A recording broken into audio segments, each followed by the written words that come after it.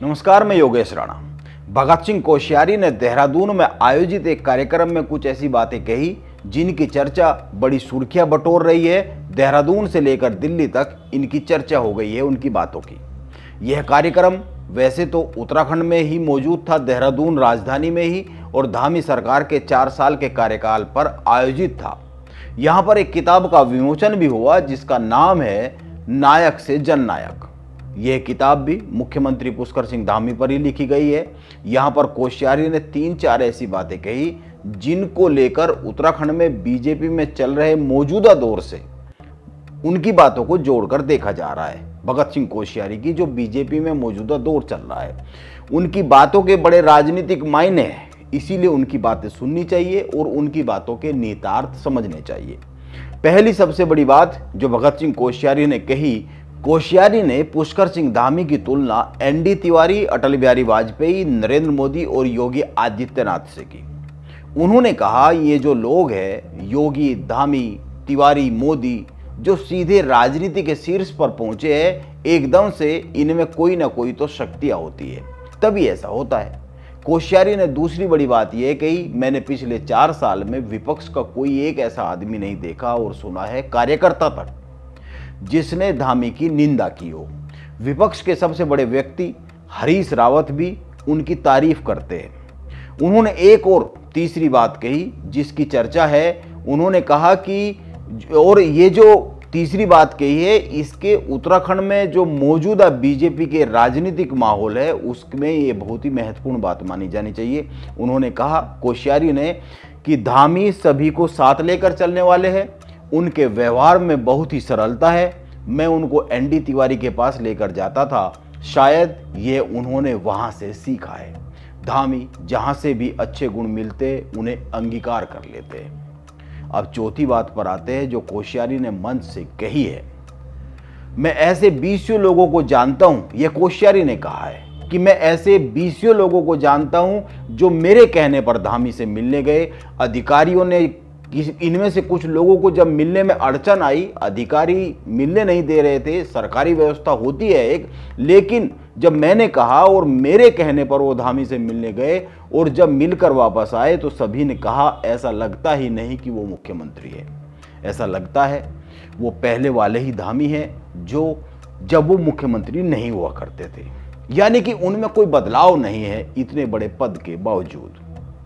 कुछ ही मिनट की कोश्यारी की यह बात बहुत कुछ कहती है, ये आपको सुननी चाहिए, इसको आपको हम सुनाएंगे भी, लेकिन इससे पहले आप 3-4 बातों पर ध्यान दे लीजिए ताकि यह समझ में आ सके कि कोश्यारी की ये बातें क्यों देहरादून से लेकर दिल्ली तक चर्चा में आई है और क्यों ये बातें बहुत ही महत्वपूर्ण बन जाती है मौजूदा समय में।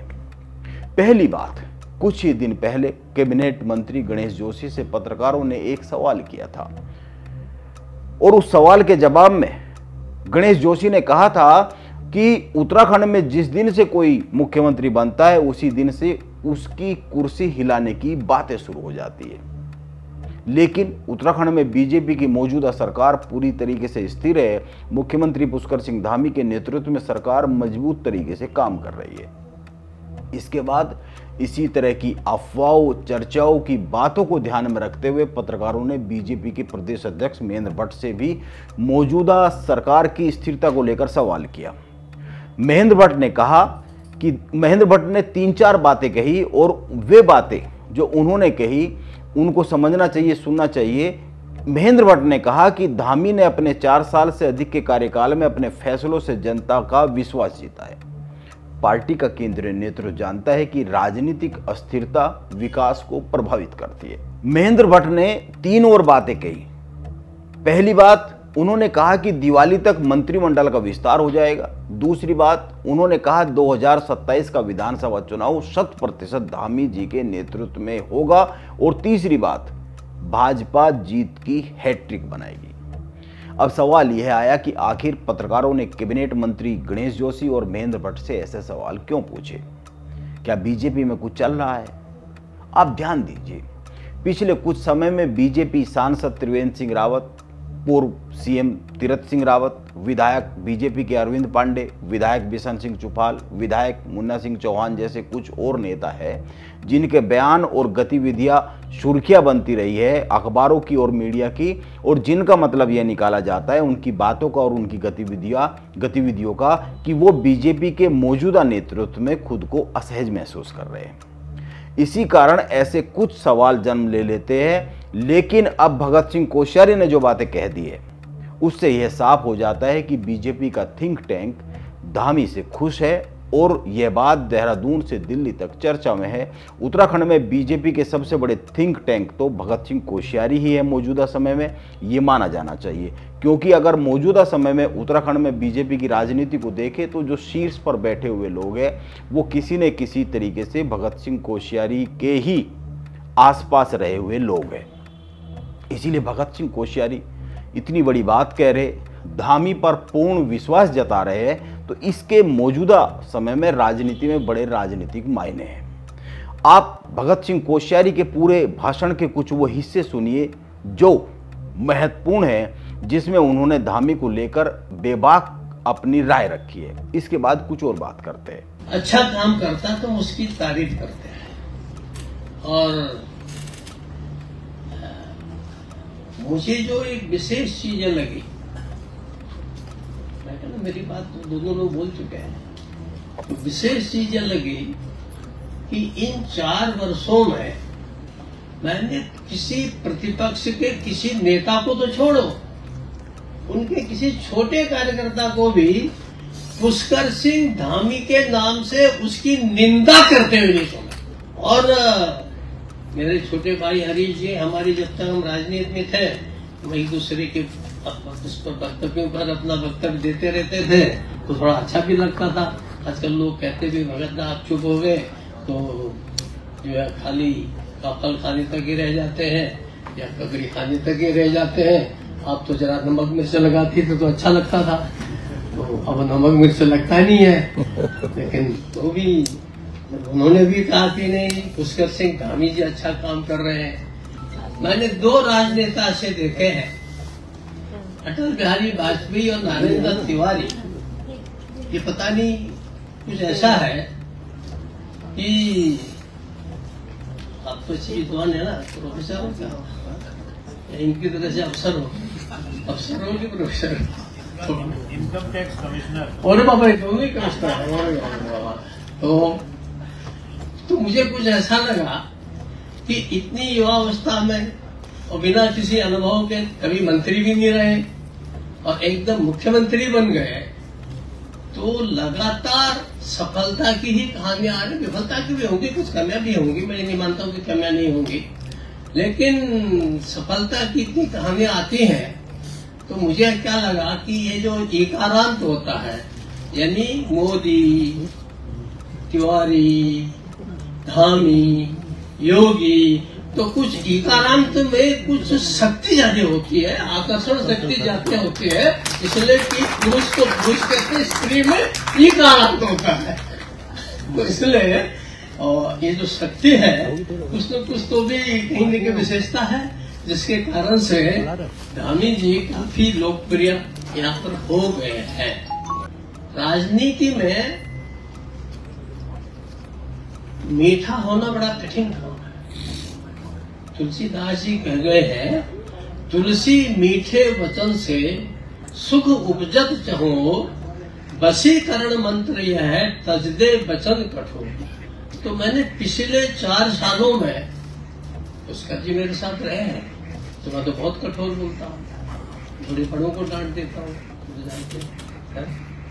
लेकिन पुष्कर जी के पिछले 4 वर्षों के कार्यकाल में मुझे ऐसा लगता है कि वो शायद कठोरता से अपने अधिकारियों से तो बोलते होंगे अंदर, बाहर वो भी नहीं बोलते।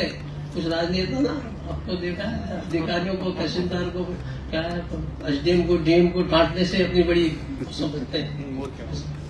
सुरेश जी आप तो नहीं डांटते ना सबके सामने, तो कुछ लोग जो है ये करते हैं। लेकिन धामी जी ने जो गुण अपना रखा है कि वो सबसे, आप ताजुब करेंगे उनके जो मिलने का सिस्टम आजकल है, कुछ विशेष कारणों से काम का बोझ ज्यादा इसलिए उनको करना पड़ता है, क्योंकि मंत्री ही 5 बनाए दिए गए, सारे विषय रखें तो क्या करेंगे, आदमियों से मिलेंगे, हम विषयों को देखेंगे, मिलने समय कम रहता है।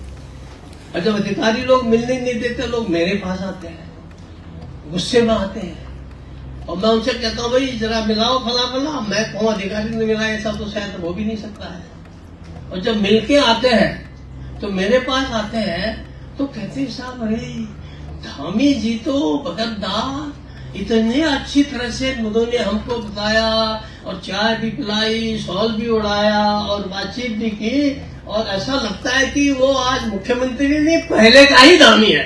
तो जो मुख्यमंत्री है मेरा, हमको ग्राम प्रधान भी हो जाए तो सीना तान के चलता है।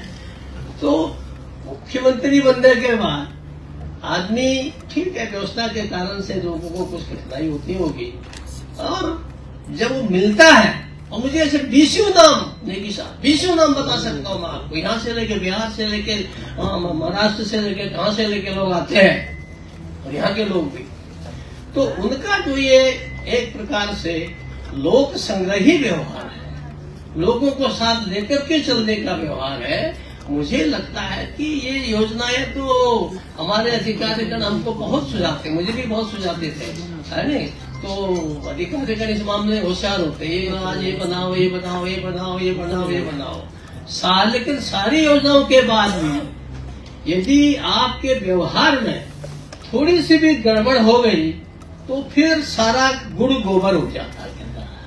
तो धामी जी की विशेषता क्या है कि नारायण जी के पास भी अक्सर जाते थे, मेरे साथ रहते थे, तो उनको नाती नाती करके प्यार करते थे। तो मुझे ऐसा लगता है कि उन्होंने जो लोग अच्छे हैं, जो अच्छे गुण हैं, जहां से जो अच्छे गुण हो सकते हैं, उनको अगर अमित शाह और योगी की तरह से कड़ा होना है तो वहां पर वो कड़ा भी होते हैं। जैसे भी आप सारे नियमों के बारे में बोले थे ना, अभी कौन कौन से नियम बनाए, ये नकल विरोधी अपना कड़ा होना तो कड़ा भी होना है, लेकिन जहां विनम्र होना तो वहां विनम्र होना, तो विनम्रता के साथ और सबके दिलों को जीत लेना, ये उनकी सबसे बड़ी उपलब्धि है। आप एक बात पर गौर कीजिए, यह जो उत्तराखंड की राजनीति को लेकर एक मिथक है कि यहां पर कोई भी मुख्यमंत्री 5 साल नहीं चल पाता है, इसका सबसे बड़ा नुकसान राज्य को क्या हुआ है। जब आप ये सवाल करते हैं तो समझ में आता है कि पहली बात, नौकरशाही बेलगाम हो गई। अफसरों को यह लगता रहता है कि जितने दिन यह मौजूदा व्यवस्था है उतने दिन में जो करना है कर लो, बाद में तो बदलाव होगा ही, कोई नया आएगा और नई अपनी टीम बनाएगा। इसलिए जो करना है कर लो की भावना बढ़ती गई। यही हाल मंत्रियों और उन नेताओं के साथ हुआ जो सीधे सरकारी सिस्टम से जुड़े, सरकार किसी की भी रही हो। बदलाव के डर से लोग दीर्घकालीन काम करने के बजाय छोटे छोटे लाभ वाले काम करने में ही लगे रहे, राजनीतिक तौर पर भी और निजी तौर पर भी। किसी ने अपने दल के लिए भी इतना बड़ा काम नहीं किया। मौजूदा समय में देखें तो अगर पिछले 25 सालों में उत्तराखंड में जितने मुख्यमंत्री हुए हैं, तो धामी पहली बार कुछ दीर्घकालीन योजनाओं पर काम कर रहे हैं और बीजेपी की जो कोर राजनीतिक लाइन है उस पर काम कर रहे हैं।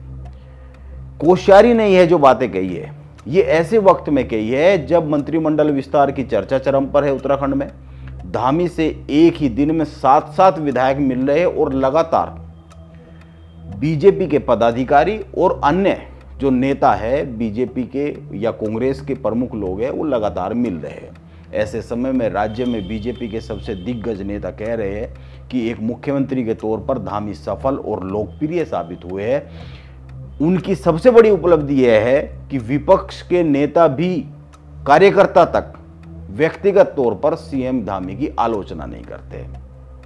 आप कह सकते हैं कोश्यारी खुलकर धामी के साथ है। इसके साथ साथ उनकी बातों के बड़े राजनीतिक मायने हैं। नमस्कार, मैं योगेश राणा।